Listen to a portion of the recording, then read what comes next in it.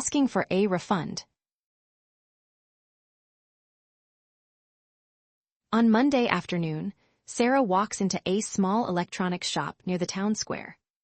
She carries a white box under one arm and a receipt in her coat pocket. Inside the box is a pair of blue headphones. She bought them 3 days ago, but the left speaker does not work. The shop is bright and quiet. A glass counter stands near the door. Behind it there are phone cases, chargers, batteries, and a small card machine. On the wall, a blue sign says customer service. Sarah takes a slow breath and joins the short line.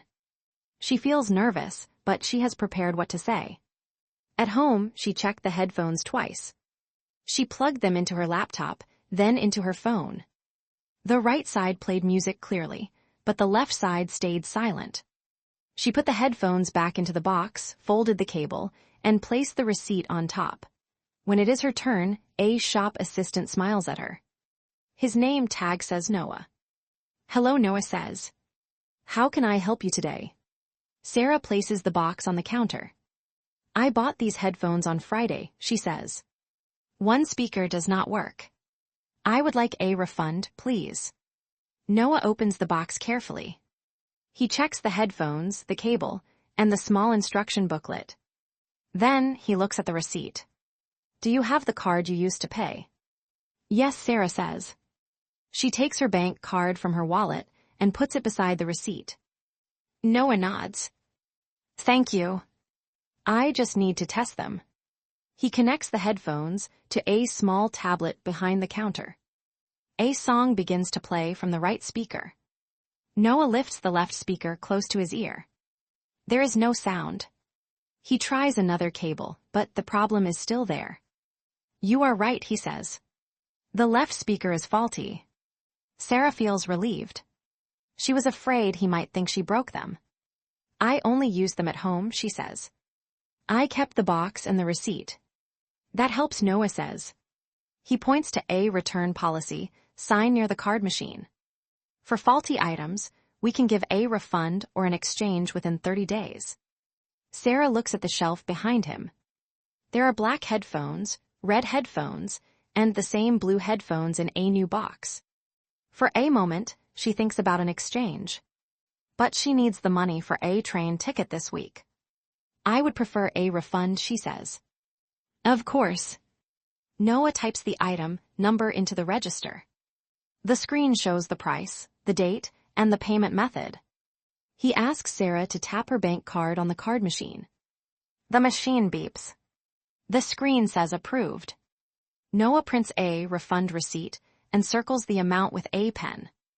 "The money should go back to your card in a few days," he says. Sarah puts the refund receipt in her wallet. "Thank you for helping me." "No problem," Noah says. "Sorry about the faulty headphones." As Sarah leaves the shop, she feels more confident. Asking for a refund was not as difficult as she expected. She explained the problem, showed the receipt, waited while the assistant tested the item, and chose the best solution. Outside, the town square is busy. Sarah stops beside a bench near a shop window. In the window, she sees a phone case, a charger, and another pair of headphones on a small display stand. She checks her wallet one more time. The refund receipt is safe inside. Before she goes to the station, Sarah sits on the bench and writes a note in her phone. She writes, "Bring the box, keep the receipt, explain the faulty speaker, ask for a refund." The short list makes her smile. It looks simple now, but before the shop visit she was worried about every sentence. She also notices how many useful shop items she talked about.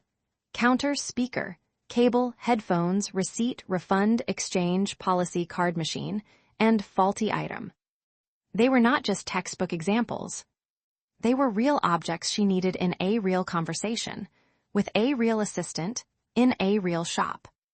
She walks toward the train station with the empty box in her hand, and her backpack on one shoulder. Near the entrance, a station sign points to the ticket machine and platform 3. Sarah puts the box beside her backpack, checks the refund receipt in her wallet, and looks at the platform screen. The box is empty now, but the lesson feels useful. Next time something does not work, she will not wait too long. She will keep the receipt, bring the item back, and ask calmly for help.